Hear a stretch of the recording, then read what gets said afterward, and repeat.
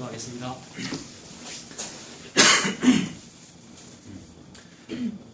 하나님 아버지, 하나님의 은혜를 감사합니다. 2000년 전에 이 누가복음의 말씀을 오늘 또 읽게 해주셔서 감사합니다. 그 옛날의 말씀이 오늘의 말씀으로 나에게 들리도록 하나님 은혜 베풀어 주시옵소서. 오늘도 예수님의 이야기를 읽는데 그 예수님으로부터 은혜 받도록 주님 인도하여 주시옵소서. 예수님의 이름으로 기도합니다. 아멘. 누가복음 14장입니다. 누가복음 14장 보겠습니다. 안식일에 예수께서 한 바리새인 지도자의 집에 떡 잡수시러 들어가시니 그들이 엿보고 있더라. 계속해서 바리새인들과 만나시네요. 율법 교사들하고도 만나시고. 그런데 바리새인들이 예수님을 초청하기도 했고요, 그죠? 근데 다 뭐였습니까? 시험해 보고자 하는 것이고 꼬투리 잡으려고 그러는 거죠. 또 호기심에서 부르기도 했고요. 예수님이 기적도 일으키고 하니까 저가 메시아인가? 아니면 또 하나님으로부터 온 선지자인가? 한번 시험도 해보고 싶고 그런 마음이었겠죠. 14장도 마찬가지죠. 바리새인 지도자의 집에 떡 잡수시러 들어갔는데 엿보고 있습니다. 그들이 엿보고 있더라. 주의 앞에 수종병 든 한 사람이 있었습니다. 수종병 찾아보니 옛날 성경에는 고창병 이렇게 돼 있었던 것 같고요. 찾아보니까 이게 수종, 물혹, 복수 차가지고 온몸이 퉁퉁 붓고. 옛날에 저희 아버지 친구분이 한번 암 때문에 이제 거의 마지막 강경화 때문에. 강경화 때문에 복수 차가지고. 예, 복수 차가지고 빵빵하더라고요. 부신. 그러셨어요. 이제 그런 게 이제 수종병이라고 하네요. 물이 차가지고 그런 환자가 있었습니다. 근데 참 성경책에 보면 너무 안타까운 환자들 많죠. 38년 된 병자도 있고 18폐 혈루병, 너무 불쌍한 환자들 많은데 그게 뭘 말하냐 하면 우리 인류의 현 주소를 말하죠. 조금 전에 우리 우병우 이야기도 하고 했습니다만 다들 사람들 막 괜찮은 듯 살아가요. 법적으로도 완벽하고 어떤 사람은 재산이 많고 어떤 사람은 집안이 빵빵하고. 그런데 그게 다 병 걸린 거죠, 여러분. 전부 환자입니다. 물질, 육체적인 병이 있어야 병이 아니고 인류 자체가 병투성이인데 괜찮은 듯 살아가고 있어요. 안 흔들릴 줄 알고 자기가 든든한 듯 살아가고 있는데 전부 다 무너지는 바벨탑일 뿐이다 라고 말씀하시죠. 그래서 우리 인류가 참 이런 사람이다 라는 것이 하나님의 말씀의 맥락인데, 바리새인들은 여기 조금 이제 우리가 앞뒤 상황을 상상을 해보면 바리새인들은 그런 환자 중에서 육체적인 환자인 수종병자를 딱 불러다가 일부러 세워놨다 이렇게도 볼 수 있습니다. 안식일을 날 고치나 안 고치나 한번 보자 이런 식으로 엿보고 있으니까요. 바리새인들이 미리 준비해놨을 가능성이 매우 크죠. 수종병 환자를요. 자, 수종병 든 한 사람이 있는지라. 예수께서 대답하여 율법 교사들과 바리새인들에게 이르시되 안식일에 병 고쳐주는 것이 합당하냐 아니하냐 말씀하시죠. 이미 안식일날 병 많이 고치셨고요. 바리새인들 이미 꼬투리 잡았습니다. 더 확실한 증거를 잡으려고 고치나 보자 이러고 있는데, 그러다가 예수님께서 정면으로 말씀하시죠. 이 안식일에 이 사람 병 고치는 것이 합당하냐 아니하냐. 그들이 대답 못하고 잠잠하지요. 예수께서 그 사람을 데려다가 고쳐보내시고 병 고쳐주셨습니다. 안식일에 참된 안식을 주는 것이 치유이지요. 모든 인류는 다 병 걸렸다 했지 않습니까? 안식이 없는 게 병이죠. 심지어 안식일마저도, 신약교회식으로 말하면 주일마저도 안식이 없는 것이 병 걸린 것인데, 오히려 주일날 안식 없이 열심히 하는 사람을 보고 건강한 믿음을 가지셨군요 이렇게 하니 참 문제란 말입니다. 병 걸린 건데 그거 보고 건강하다고 그러는 거죠. 열심히 하나님을 위해서 마르다처럼 뭘 하는 거를 보고 참 적극적인 믿음이십니다. 건강한 믿음입니다. 헌신봉사를 잘하십니다 라고 하고 있는 것이 병 걸린 거죠, 그것이. 근데 예수님께서 안식을 주십니다. 안식이란 무노동이잖아요. 노동 없음이 안식이거든요. 그 말은 불로소득이죠. 거기다가 말을 하나 더 붙여야 되죠. 거룩한 불로소득. 우리 안식, 자유, 구원, 복음은 거룩한 불로소득입니다. 내 의 없이 구원받는 것이기 때문에. 그러므로 우리가 할 말, 영원토록 내 할 말은 뭐냐 하면, 하나님의 은혜로 이 쓸데없는 자 왜 구원하여 주는지 난 알 수 없도다. 그게 불로소득이죠. 왜 구원해준지 모른단 말입니다. 난 불로기 때문에. 근데 소득이죠. 너무 감사하고. 그래서 그 은혜 속에서 사는 거죠. 그런데 그거를 가지고 그 안식을 주는 것, 무노동을 주는 것을 보고 그게 이단이라고 그러고 그게 하나님의 뜻을 버린 거라고 지금 바리새인들이 보고 있으니 얼마나 거꾸로 됐습니다. 5절에 또 그들에게 이르시되 너희 중에 누가 그 아들이나 소가 우물에 빠졌으면 안식일이라도 곧 끌어내지 않겠느냐? 안식일날 이런 일 하면 안 되는데 근데 급하면 하잖아요. 이 사람들이요. 급하면 막 아들 끌어낼 것이고요. 소를 막 끌어내는 큰 노동을 할 거 아닙니까? 이렇게 하면서 세상에 이 아브라함의 아들로 아브라함의 아들이라 말하는 우리 동료, 우리 동포, 우리 형제인 이 사람 병 고쳐주는 것이 잘못됐느냐? 말씀하시는 거죠. 6절에 사람들 할 말이 없습니다. 그들이 이에 대하여 대답하지 못합니다.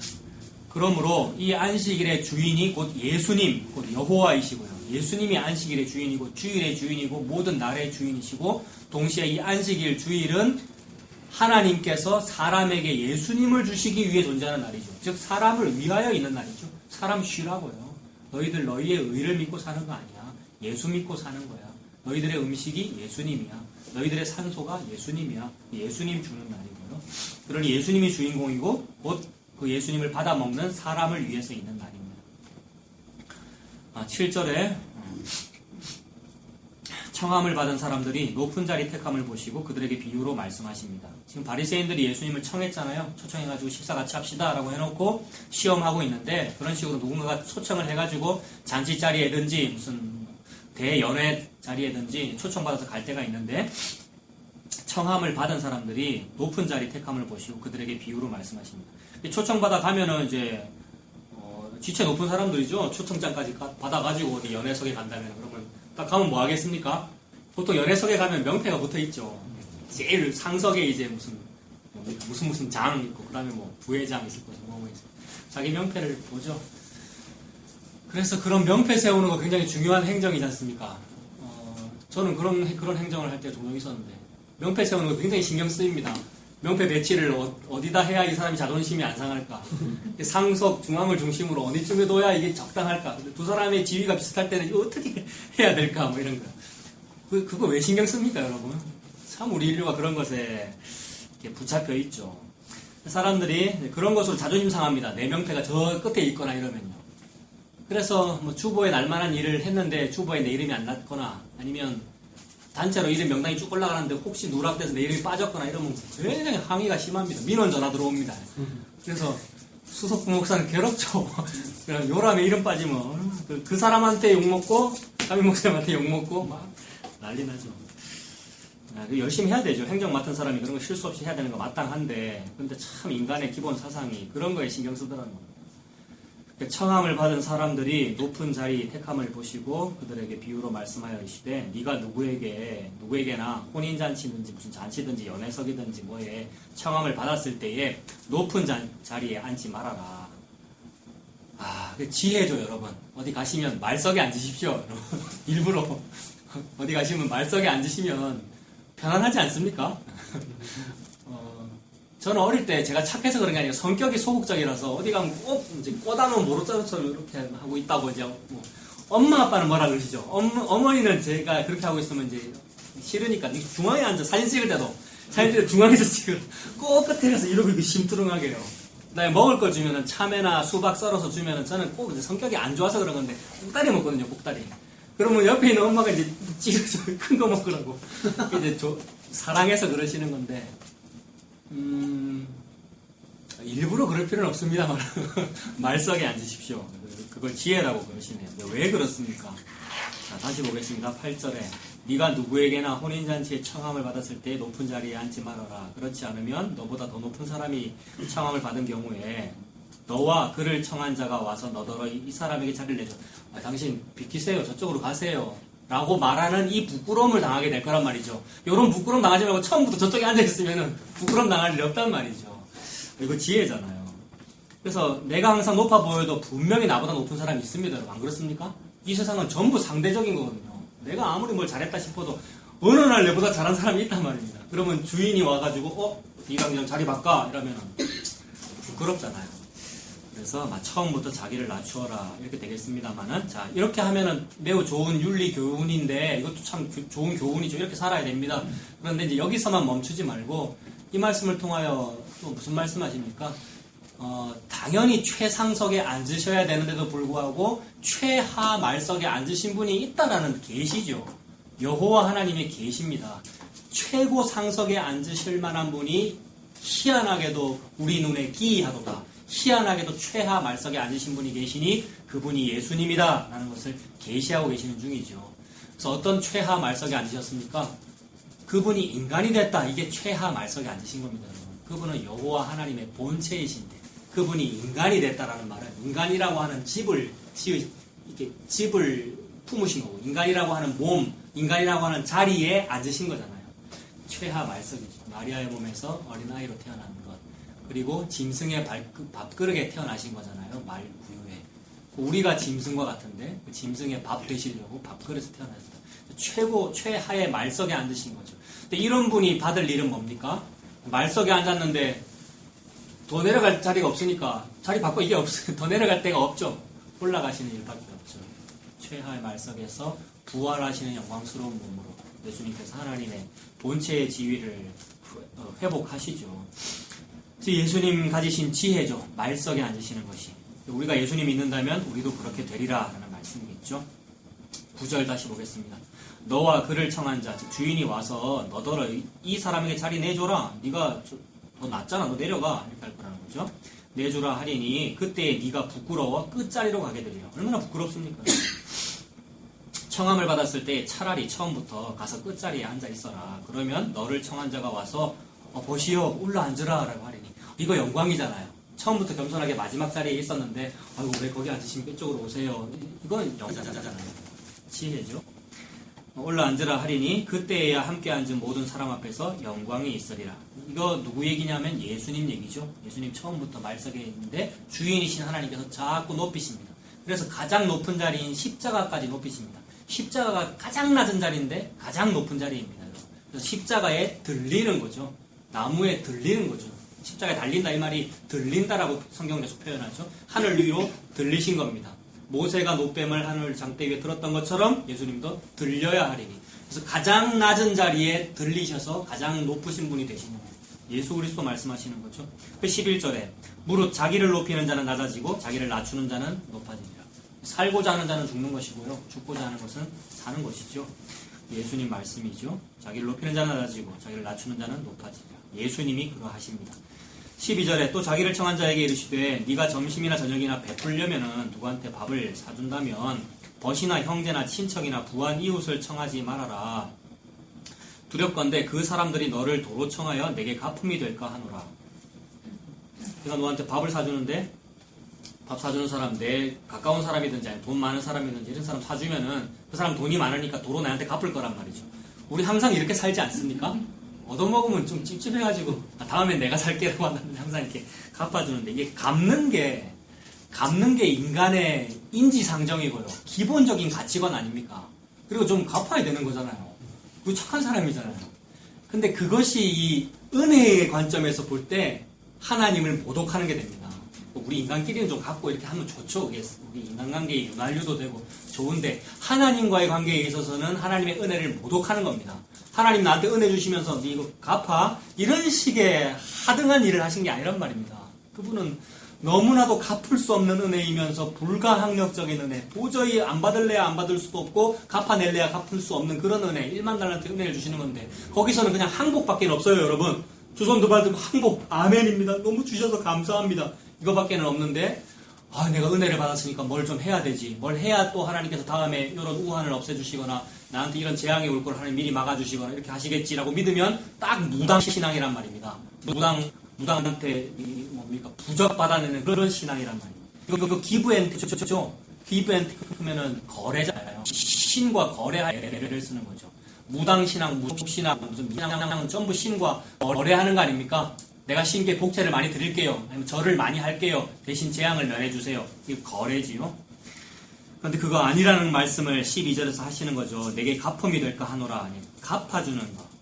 그래서 주께 먼저 내가 드려서 갚으심을 도로받는 이런 모든 행위가 다 스토이헤이하다. 인과율이다. 인간 세계에 있는 전부 가치관인데 그거를 깨신 분이 예수님이다. 이 말씀이죠. 이 13절에 잔치를 베풀려거든 차라리 가난한 자들과 몸 불편한 자들과 저는 자들과 맹인들을 청해라.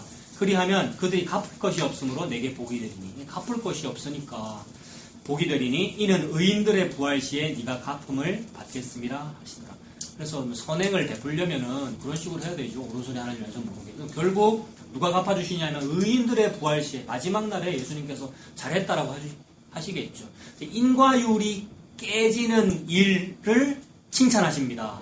인과율대로 잘 사는 걸 보고 칭찬하지 않고요. 그런데 이 땅에서는 항상 인과율에게 표창장을 줍니다. 인과율 잘 지킨 거, 규칙 잘 지켜가지고 상 받을 만한 짓을 한 것을 보고 상을 준단 말입니다. 이 땅에서는.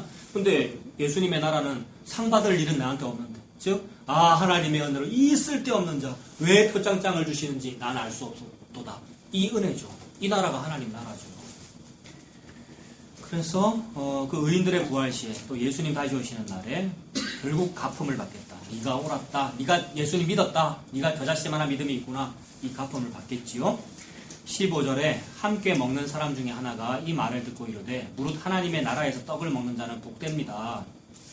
잔치 얘기하고 이러니까 하나님 나라가 임한 것이 결국 하나님 나라의 잔치거든요. 혼인잔치고 하나님 예수님이 다시 오신 하나님이 임하시는 잔치인데 그 잔치에 참여해서 하나님의 떡을 먹는 거 참 복됩니다. 이렇게 말했습니다. 누군가가 말했더니 16절에 이르시되 어떤 사람이 큰 잔치를 베풀었는데 라고 하면서 비유를 말씀하시는데 이거는 이제 하나님의 잔치를 말씀하고 싶으셔서 예수님께서 어떤 큰 주인님이 잔치를 만들었다. 그럼 그 주인님은 하나님 말씀하시는 거겠죠. 여호와께서 잔치를 베풀고 많은 사람을 초청했는데 잔치할 시각에 그 청하였던 자들에게 종을 보내어 이르되 오소서 모든 것이 준비되었나이다 라고 했답니다.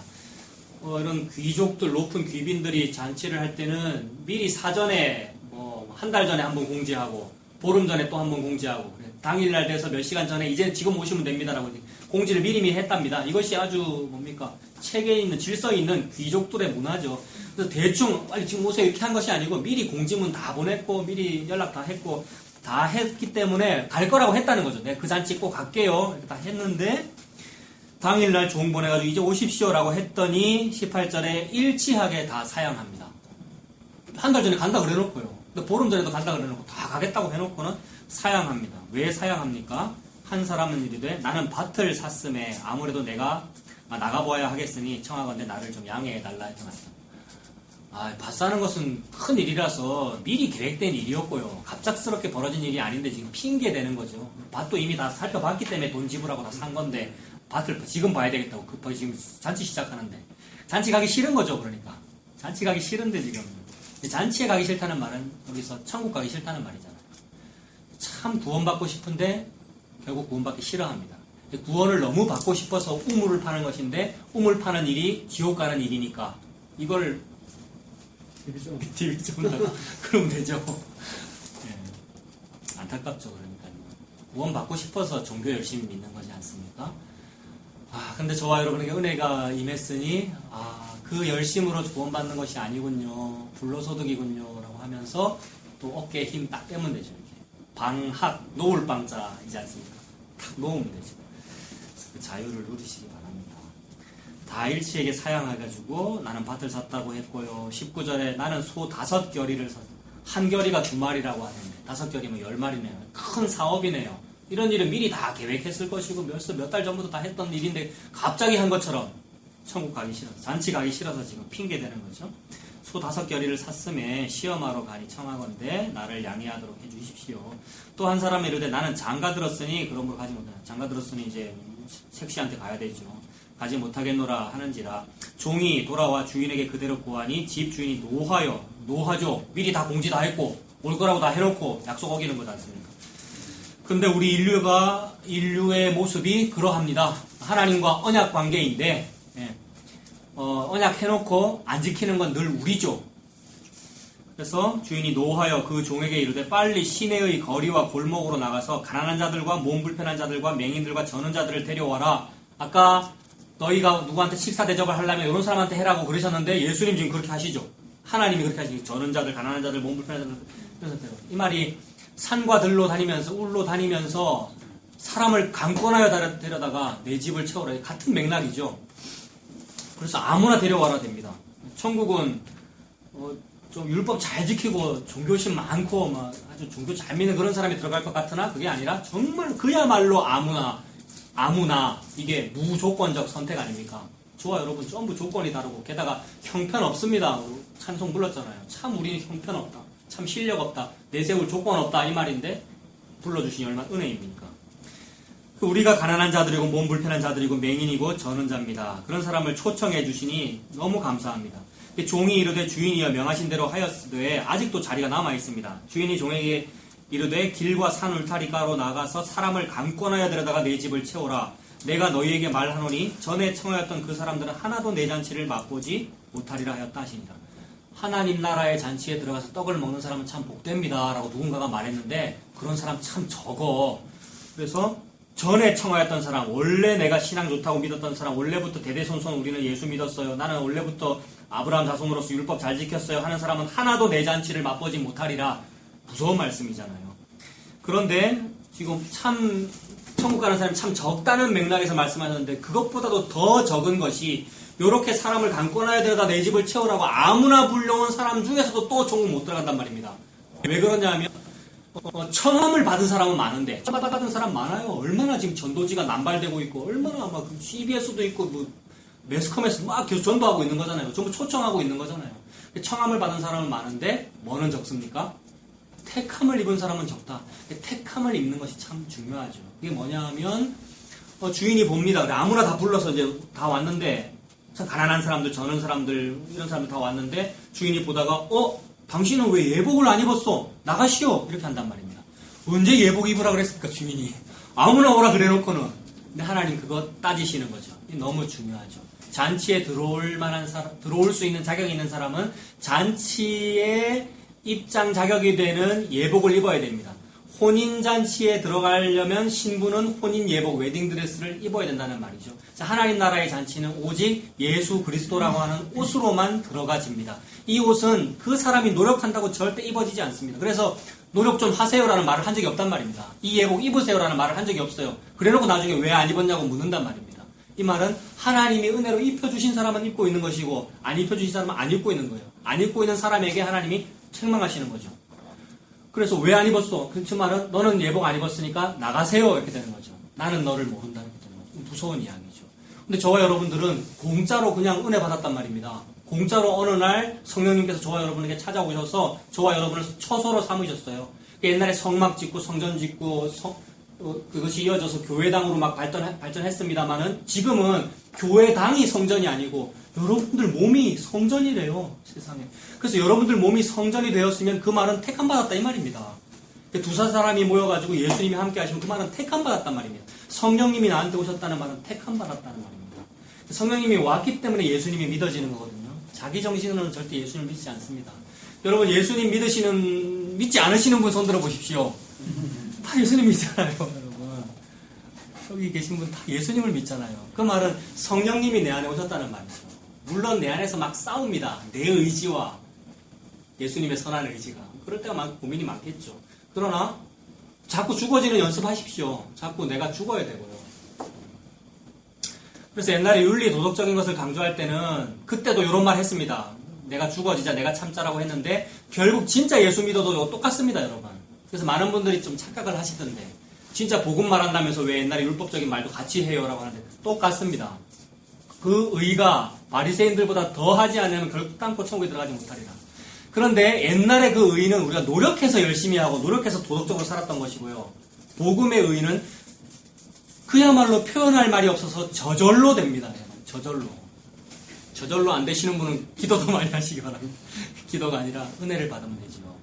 그래서 이런 표현도 하던데요. 십자가의 은혜는 십자가라고 하는 십자가는 사태래요. 사건이 아니고 무슨 교통사고처럼 사태래요. 십자가라는 사태가 나한테 확 사고가 일어나 버려가지고 넘쳐 오는 거죠. 막 케일이 밀려오듯이. 넘쳐 흘러가지고 막 넘쳐 흐르면 꼬록꼬록 하고 넘쳐가지고 흘러 넘치는데 뭐가 흘러 넘치냐면 착한 일도 흘러 넘칩니다. 착한 일 안 하고 싶은 게 아니고 막 안 하고 싶어도 흘러 넘쳐서 하게 되는 것을 말하는 거죠. 근데 옛날에는 짜냈단 말입니다. 무료유독을 더 많이 하세요. 11조보다는 10의 2조, 3조를 하세요. 헌신봉사를 더 많이 하세요. 짜냈단 말입니다.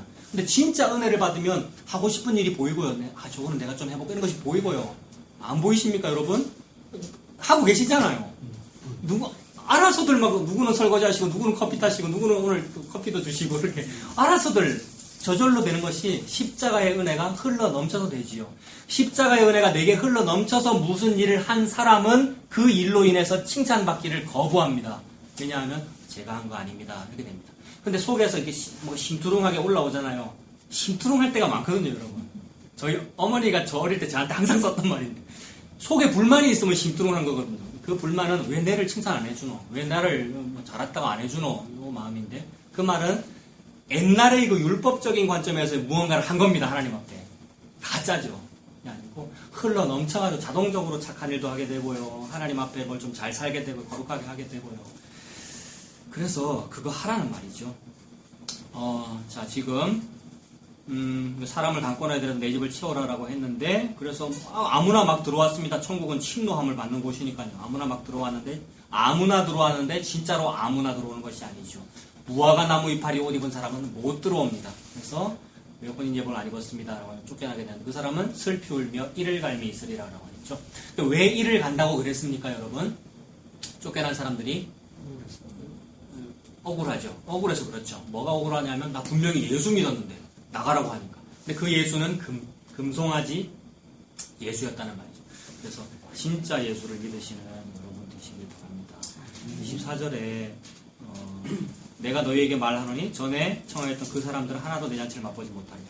또 다른 이제 평행구절 다른 복음서를 보면은 바깥 어두운데 쫓겨나 슬피 울며 이를 갈미 있으리라.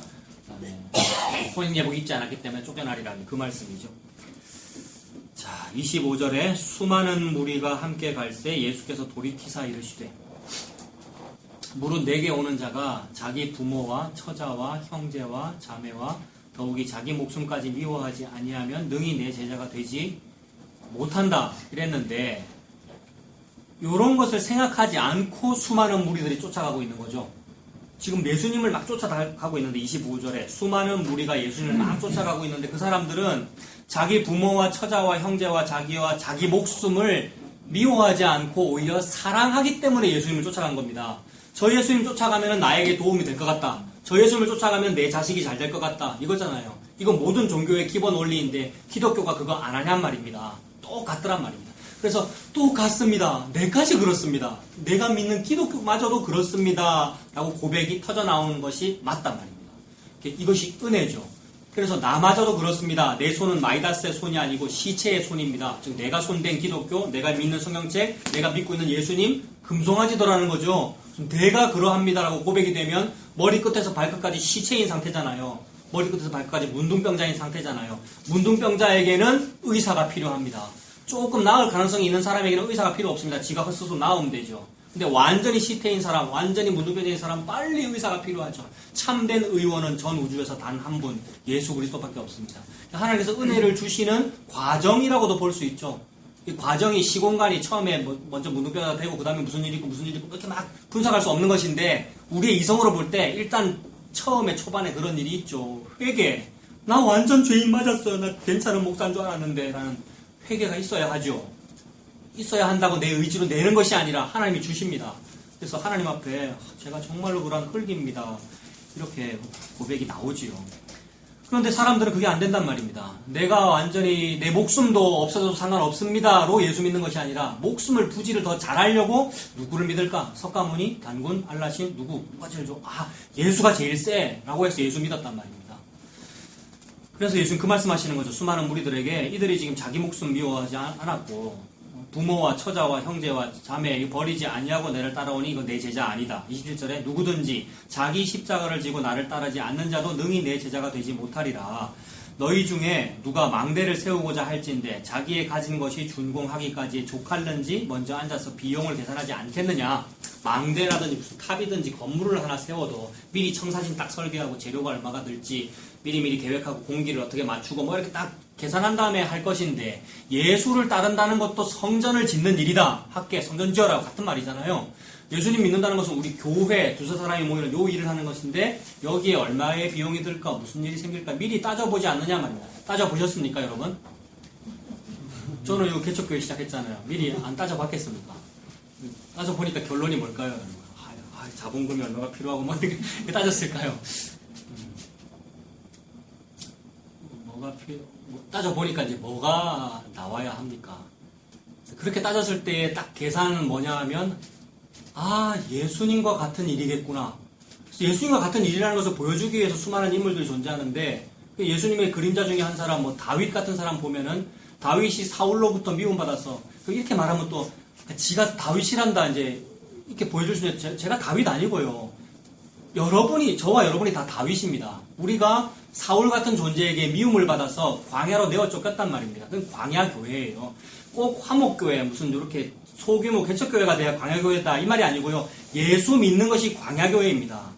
예수님 믿는다고 하는 것은 기존의 타 종교 또는 친정 종교인 기독교로부터 미움받는 일을 말하거든요. 예수님 믿는다는 것은 선으로부터 미움받는 걸 말합니다. 선을 넘어버렸기 때문에 모난 돌이라고 막 정을 맡고 있는 중이란 말이에요. 사울로부터 미움받아서 딱 나왔습니다. 그럼 나오면 괜찮을 것 같단 말이에요. 나와서는 여기서는 진짜 우리 형제 자매들이고 진짜로 복음을 아는 사람들끼리 말도 잘 통할 것 같고 서로 유무상통하고 그게 초대교회의 정신이라고 막 플래카드 붙이고 막 그러대요. 유무상통하고. 그럼 진짜로 지갑 다 내놓으시죠. 유무상통했다면서요, 초대교회 때요. 그래서 초대교회를 회복하자고 막 그러는데, 초대교회는 회복해야 될 교회가 아니고, 과거의 적폐입니다, 여러분, 적폐. 우리 교회의 역사가 참 이랬어요라는 적폐입니다. 그래서 계속해서 버려야 할 허물이죠. 초대교회는 영광스러운 교회를 말하는 것이 아니라, 그도 인간 시체들 모인 동산이었어요. 중세교회도 인간 시체들 모였었어요. 근세교회도 인간 시체들이었어요. 현대교회도 인간 시체였어요. 영원토록 문둥병자. 이거 고백하는 거죠. 그래서 비용을 계산한다는 말이야. 무슨 일이 있을까 한번 계산해보니까 인간 시체들이 모이겠구나. 나는 시체의 괴수고 요것이 계산입니다, 여러분. 요것이 계산이 딱 나온단 말입니다. 진짜 교회를 한다면. 근데 가짜 교회를 한다면 이제 벽돌값이 얼마가 들고 1인당 얼마씩 내야지 무슨 전세금이 어떻게 되고 이런 게 인간적인 계산이고요. 말짱 헛일이고요. 다 필요 없고요. 계산 안 해도 잘 되던데요, 여러분. 여러분들 헌금을 많이 해서 그런가. 네. 말짱 헛일이고요. 인간의 계산으로 계산기 두드려가지고 그거 하면 뭐합니까? 훅 불면 다 날아가 버리는데요.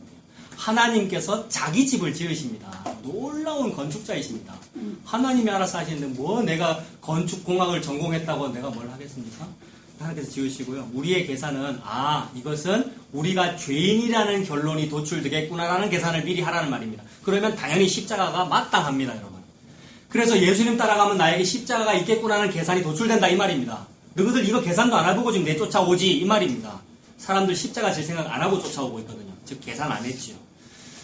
아까 다윗 얘기 말씀드렸는데 다윗에게 무슨 일이 있었냐면 이제 광야교가 되어서 잘 될 것 같은데 처음에 400여 명 모였고 나중에 600여 명 모였고 전부 다 사울에게 빚졌거나 최주한테 고리 대금업자한테 속았거나 사기당했거나 마음이 상한 자들이 전부 다윗한테 모입니다. 왜냐하면 그 동병상련이거든요. 유유상종 다 모였는데 그 안에서도 서로 자기들끼리 시기질투하는 일이 벌어지고 그 안에서 서로 막 또 싸우다가 그러다가 또 아말렉한테 당하기도 하고 블레셋한테 당하기도 하고 막 이러다가 처자식을 잃거든요. 어느 날. 지금 여기는 지금 처자식 버리지 않으면 예수 쫓아가는 거 아니다라고 했는데 그 당시에도 자기에게 실제적으로 도움이 안 되고 힘들거나 자기에게 무슨 피해가 있으면 돌을 들더라는 겁니다. 600명의 사람들이 돌을 드는데 누구한테 돌 듭니까? 다윗한테 돌 들죠. 그럼 무슨 뜻입니까? 저와 여러분이 적용하면 화목교회를 개척한 차목사는 돌 든다 이런 뜻입니까? 예수한테 돌 든다 이 말입니다, 여러분. 예수한테. 결국 예수님 믿자고 모여놓고 자기한테 도움이 안 되면 예수님한테 돌 들어요. 그래서 그 다윗이 궁급해가지고 마음이 급해가지고 하나님 이랬단 말입니다. 그때 하나님 지혜 주셔가지고 그 아말렉 소년 제가 지금 기억이 안 나. 애굽 소년인가 한 폐잔병 소년 하나 이렇게 하나님 붙여주셔가지고 그를 수소문해가지고 결국 찾아서 다 돌려봤습니다. 하나님 은혜죠. 인간의 어떤 면을 보여주는 거냐면 참 암논 같다 이 말입니다. 다말을 유혹할 때는 그렇게 가만히 있어도 좋다고 해놓고 그러니까 처음에는 이제 예수님 잘 믿을게요라고 해놓고 결국 자기한테 힘들 때는 그렇게 돼요. 이것이 특정인이 그러한 것이 아니라 다 그렇습니다, 여러분. 그래서 나는 안 그래야지라고 하면 은혜를 안 받은 겁니다. 제가 그래요. 이래 돼야 은혜를 받은 겁니다, 여러분. 정말로 차목사인 나가 그렇고 여러분이 그렇습니다. 전부 암논이에요. 전부 베드로예요. 죽는 데까지 쫓아갈래요. 해놓고는 자기한테 힘들면은 배반한단 말이에요. 예수 모른다 하면서 저주를 하여 배반한단 말이에요. 돌든 겁니다. 요것이 계산입니다. 이런 일이 비일비재하겠구나 이 말입니다. 광야교회에는. 우리도 그러하고요. 실제 이 교회라는 시스템도 그러하고요. 예수 믿는 여러분 한 명 한 명도 그러합니다. 앞으로 살아가면서 십자가가 있을 일이지 우리가 생각했던 기대했던 복이 여러분에게 함께하지 않습니다. 함께하지 않으면 않을수록 임마누엘입니다. 할렐루야입니다, 여러분. 십자가가 있고 이 땅에서는 외인과 나그네로 지내는 그 일이 임마누엘입니다. 하나님께서 광야에 함께 하시잖아요. 구름기둥과 불기둥. 예수님 함께 하시니까 할렐루야, 아멘, 감사합니다. 예수님과 함께 살고 싶어요. 이 신혼방이잖아요. 예수님과 함께 나의 남편 되시고 내 신부 되셔서 그렇게 사시기 바랍니다. 그래서 요 계산이죠. 너 날 따른다면 너 계산 한번 해봐봐. 네가 내 아내 되는 것이고 그러면 너 쫄쫄 굶을 거야. 너 십자가야. 너 매우 남들이 손가락질하는 이상한 남편과 네 함께 사는 그런 일이야. 그 말씀이시죠. 계산 미리 해봐라.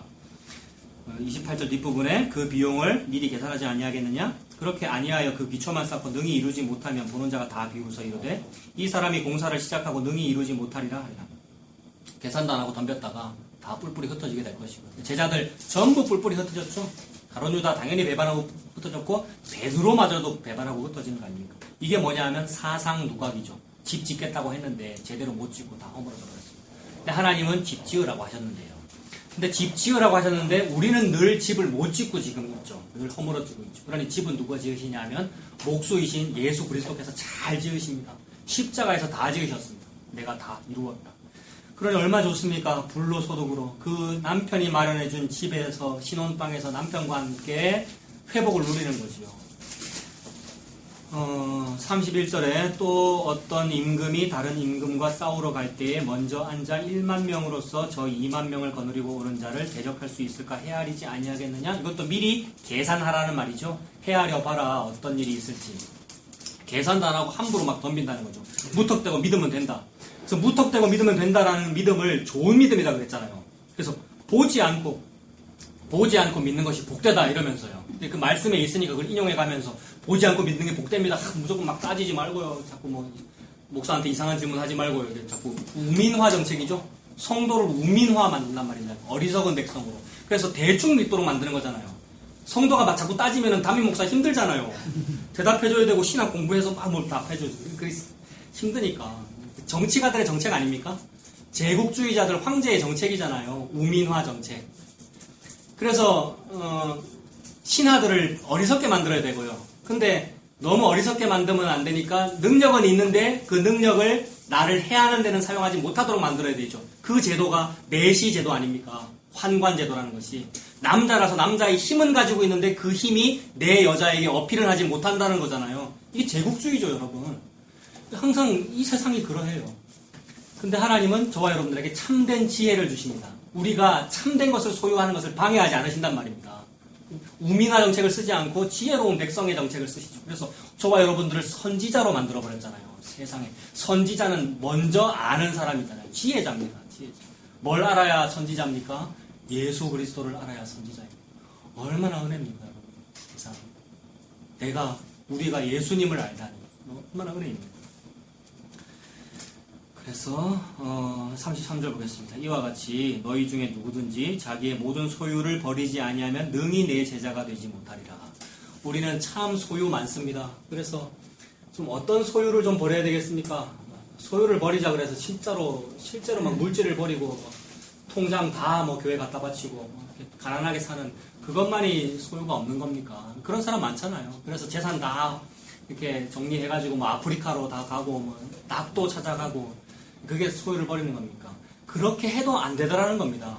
그렇게 해도 인간은 판벽한 집에 삽니다, 여러분. 외국의 선교사님들 옛날에 200여 년 전에 우리나라에 왔을 때 참 소유를 다 버린 거잖아요. 근데 그래도 우리나라에 왔을 때 우리나라 한국 사람을 종으로 부리거든요. 서양 문화기 때문에 당연히 종이 필요한 거예요. 그 다음에 땅바닥에 안 잡니다, 그런 분들은. 왜냐하면 서양 문화는 원래 침대가 있어야 되기 때문에. 우리는 바닥에 자지만. 근데 그럴 수밖에 없단 말이에요. 기본적으로 침대가 필요하고, 기본적으로 종도 필요하고, 노예도 필요하고, 기본적으로 먹고 살아야 되고. 그래서 소유를 버려라라는 말이 그거 하지 마라는 말이 아니죠. 너네들 왜 판벽한 집에 사니? 이 말이 판벽한 집에 살지 말라는 말이 아닙니다. 왜냐하면 살지 말아라 해도 살고 있어요. 그리고 전 우주가 판벽한 집이라고 말씀드렸지 않습니까? 지부, 집주, 우주가 집안이에요. 이 집을 누가 관리하고 있습니까? 인간이 관리하고 있습니다. 여호와께서 하고 계시는데 우리는 인간이 관리하고 있습니다. 그래서 달에 무슨 깃발 꽂혀 있습니까? 지금 달에 무슨 깃발 꽂혀 있어요? 성족이 꽂혀 있어요. 여러분 믿으십니까? 저는 기억 안 나는데 여러분 어리실 때 흑백 텔레비전에서 방송 안 했습니까? 닐 암스트롱이 뭐 달에 첫 발을 내디뎠습니까? 방송 안 했습니까? 우리 아버지 말씀하신 옛날에 몇 년도쯤입니까 그게? 70. 그래서 어리셨을 때입니까? 68년도 예. 이 달에 성적이 꽂혀 있다니까요. 예수님 깃발이 아니고요. 누가 이 집을 누가 판벽하게 만들고 있어요? 인간이 하고 있어요. 보이저호가 지금 어디까지 갔을까요? 태양계 벗어났대요. 보이저호가 원래 목표가 60년대, 70년대 아마 발사했을 텐데 원래 목표가 무슨 우리 위성 안에, 우리 행성 태양계 안에 어떤 행성을까지 조사하기 위해서 발사한 건데 워낙 성능이 좋아서 지금도 전파를 보내오고 있대요. 그래서 이제 대략 그렇게 될 것을 과학자가 예측하고는 보이저호 안에다가 뭐 상형 문자 같은 색에서 보낸 거 아십니까? 외계인이 혹시 이거 보면은 지구 찾아오세요 하고 보냈단 말이에요. 우리 인류는 이런 사랑하는 인류입니다. 외계인들과 싸우지 않을래 이런 거 써서 보냈단 말이에요. 얼마나 웃겨요. 근데 그 보이저호가 태양계 벗어났어요. 수억 천문학적인 그런 거시 세계 아닙니까? 그 우주를 지금 다니면서 계속해서 지구로 송신하고 있어요. 누구에게? 인간에게. 거기를 판벽한 집으로 만든 거죠.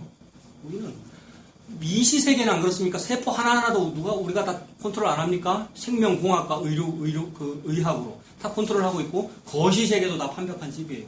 그러고 있는데 뭘 다 하고 있으면서 조금 자기 집 나는 좀 가난하게 살아야지, 교회를 위해서 해야지 아니란 말입니다. 이렇게 해도 시체이기 때문에 그 가짜죠. 그 시체가 다음에는 부정해지지 않겠느냐? 부정해집니다. 그랬잖아요. 학계에서에서. 그래서 소유를 버려라 이 말은 예수 믿으라는 말입니다. 예수님 믿는 것이 소유를 버리는 겁니다. 왜냐하면 옵션이 두 개밖에 없거든요. 예수, 소유 요 두 개밖에 없어요. 소유를 버리면 예수를 얻은 거고요. 예수를 버리면 소유를 가진 겁니다. 그래서 요거 없이 아무리 법정에 무소유에 내가 침취해도 소유한 겁니다. 무소유를 내가 나의 캐치프레이즈로 딱 가지면 무소유를 소유한 게 된단 말입니다. 나는 근면성실한 사람이 되어야지. 근면성실이라는 소유를 소유한 거란 말입니다. 굉장한 자기의입니다. 옵션이 두 개밖에 없는데 다시 말씀드리면 자기의가 하나의 옵션이고 예수가 또 다른 옵션입니다. 이 둘은 불구대천의 원수입니다.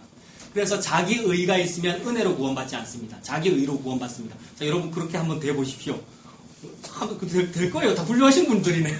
자기의가 있으면 열심히 해서 구원을 받는단 말이에요. 그래서 인간이 바벨탑을 쌓는단 말입니다. 바벨탑을 쌓는다라고 하는 기술이 열심을 뜻하거든요. 어디까지 올라가는 거죠, 바벨탑이? 바벨이 혼란스럽다 이런 뜻도 되고 하늘의 문이라는 뜻도 되거든요. 하늘 문까지 올라가는 거예요. 딱 올라가서 문 딱 열라 그러는데 어떻게 될까요? 나는 너를 모른다 이렇게 됩니다. 이를 갈아야죠. 그러니까 거의 다 왔는데 못 들어가니까. 근데 이 인간의 열심, 자기의라고 하는 이쪽 옵션을 가지고는 결코 도달할 수 없는데 세상에 너희가 알지 못하는 크고 비밀한 일이 있다 이 말씀입니다. 우리가 아는 큰 일은 뭐냐 하면 아래에서 위로 잘 쌓자가 큰 일인데 이 큰 일, 즉 사업이잖아요. 근데 하나님의 니들이 알지 못하는 크고 비밀한 일은 위에서 아래로 옵니다. 하늘 문에서 밑으로 내려온 사닥다리, 야곱의 사닥다리죠. 그래서 이것은 하늘에 닿을까 말까 고민할 필요가 없어요. 왜냐하면 거기서 출발했거든요. 그 위에서 아래로 내려온 사닥다리. 예수 그리스도잖아요. 옵션 두 개밖에 없습니다. 예수님 믿고 사는 거죠. 이게 자기 소유를 다 버린 상태입니다. 요걸 보고 빛이라 그러고 소금이라 그럽니다. 빛과 소금이 되자고 막 노력하죠. 전부 가짜입니다, 여러분. 우리도 많이 했고요. 내 탓이요라는 스티커 붙이자고 천주교에서 그랬고 천주교 미사 드리러 가봤거든요. 일부러 이제 쫓겨나고 나서 저 종교는 뭔가 우리 제자들 데리고 근데 내 탓이요, 내 탓이요, 내 큰 탓이로 소이다 요거 외치고 마치 뭐 교동문 하듯이 질문 시작하고 스티커 붙이기도 있었고요. 근데 천주교가 그렇다고 천주교 욕하는 것이 아니라 우리가 그렇잖아요. 기독교도 여러 가지 캐치프레이즈들이 있고 거룩하게 살자고 빛과 소금이 되자고 하는데 빛과 소금은 내가 빛과 소금이 안 되는군요가 빛과 소금입니다. 나는 결코 빛과 소금일 수가 없군요. 가 빛과 소금입니다. 이 빛은 가릴래야 가려지지가 않아요. 어떻게 가렸는데도 막 새어나와서 전파돼요. 그래서 우리가 예수 믿고 있는 겁니다. 이게 가린다고 가려졌으면 로마에서 카타콤에서 없어졌어야 될 일이에요. 근데 이상하게 새어나와가지고 지금 여기가 어딘데요? 여기가 지금 한반도입니다. 한반도 대한민국인데 예수 믿고 있잖아요. 세상에. 일제시대를 겪었고 조선시대를 지났는데 어디에 우리 쇄국정책을 썼는데 복음이 들어옵니다. 희한하게 빛이 자꾸 새 나와가지고 우리한테 오고요. 예수 그리스도가 오셨죠. 이거 2000년 전의 기록인데요. 오늘 2017년이지 않습니까? 2000주년 지금 예수님 말이 나한테 들리고 있는 거잖아요. 은혜죠. 예수님은 여호와이십니다. 저와 여러분들을 진흙으로 좀 이따 좀 만드신 그분인데 그분의 말이 지금 내 귀에 들리고 있어요. 은혜잖아요. 고향을 찾은 거고요. 본향을 찾은 거고 내 집을 찾은 겁니다. 그러면 이 땅은 내 집 아니군요. 내 남편 집 아니군요. 진짜 남편, 진짜 내 본향이 있군요라고 바라보고 살게 되지요. 그 사람이 소금입니다. 이 사람은 맛을 아무리 안 낼래야 안 낼 수가 없습니다. 짠맛이 납니다. 소금이기 때문에. 34절에 소금이 좋은 것이나 소금도 만일 그 맛을 잃으면 무엇으로 짜게 하리요. 가짜 소금 되면 아무 짜게도 쓸모가 없단 말입니다. 진짜 소금이 돼야죠. 가짜 소금은 성도인 척 하는 거잖아요. 교회 다니는 사람들. 썬데이 크리스찬. 교인. 가짜 소금이고 진짜 소금은 예수님 믿는 사람입니다. 옵션 2개 중에서 예수님에게 덮어진 사람, 예수님에게 삼킴받은 그 사람, 소금입니다. 그 사람 짭니다. 어디 가면 참 안 어울려질 겁니다. 세상 사람들이 막 세상적인 얘기할 때 말이 안 통할 거예요. 왜냐하면 짜거든요. 그 사람들 전부 설탕이고 그 사람 소금이고. 그래서 가짜 소금이 되면 땅에도 걸음에도 쓸데없어 내버려지게 되겠죠. 들을 귀가 있는 자는 들을지어다. 세상에 다 얘기해 주는데 다 들었는데 안 들려요. 안 들린대요. 이사야에게 주신 말씀이잖아요. 이사야 6장에 듣기는 들어도 듣지 못하게 말하고 보기는 보아도 보지 못하리라 하여서 이 밑동 감나무와 상수리나무 싹 다 배임을 당할 그때까지 그렇게 될 일이다라는 말이죠. 복음은 그런 식으로 비밀로 전달된단 말이에요. 저와 여러분들이 지식이 좋다고 하나님의 복음이 이해되는 것이 아니라 하나님께서 은혜로 지혜와 계시의 정신을 주시면 이 복음이 이해되어서 항복하게 됩니다. 정말 그러하군요. 나는 쓸데없는 사람이 맞는데 나를 유익하다고 하시는군요. 그래서 아멘 감사합니다 하고 살게 되지요. 그런 은혜의 삶을 삽시다 여러분. 그게 제일 좋던데요 여러분. 부담이 없고 뭐 하려고 그러면 힘들잖아요. 예수님 앞에서 내 소유 자기의 버리고 예수님만 믿고 사는 저와 여러분들 되었으면 좋겠습니다. 오늘 오전도 빨리 마쳤는데 오전도 빨리 마치죠. 35절까지밖에 없어서 그런 거 같네요. 일찍 마치시죠. 좋네요. 자, 기도하겠습니다. 은혜로우신 아버지 하나님, 하나님의 음성을 흙인 사람에게 들려주셔서 감사합니다. 하나님께서 사람에게 멍에를, 부담을 지우시는 것이 아니라 오히려 그 부담을 없애주시는 것인 줄로 믿습니다. 사람이 아래에서 위로 무엇을 쌓아 올려서 공덕을 쌓으려고 하면 다 불타 없어질 것 뿐이고 지옥에 갈릴 뿐인데 하늘에서 하늘문을 여시고 하나님의 사닥다리를 위에서 아래로 내려주시니 그 은혜를 감사합니다. 그 사다리가 곧 예수 그리스도인 줄로 믿습니다. 남들이 손가락질하는 보암직하지도 않고 먹음직하지도 않은 볼품이 없는 나사렛 사람 예수가 곧 주님이 되시고 그리스도가 되시는 줄로 믿습니다. 이것이 믿어진 것은 내 능으로 내 실력으로 되지 아니하고 오직 성령님으로 되시는 줄로 믿습니다. 성령께서 내게 오셨으니 이것이 믿어지는군요. 이것이 너무나도 은혜입니다. 이제 성령님께서 나에게 오셨으니 그분이 내 머리가 되시고 예수님께서 내 머리가 되셔서 나는 감히 이 돌 같은 내 몸이 성전에 요긴한 돌이 되었습니다. 우리가 이렇게 두세 사람이 모여서 성전으로 교회로 살아가도록 주님 인도하여 주시옵소서. 늘 나아가 포기되고 나아가 죽어지고 예수 그리스도 붙잡혀서 살 수 있는 내가 될 수 있도록 하나님 아버지 인도하여 주시옵소서. 예수님의 이름으로 기도합니다. 아멘.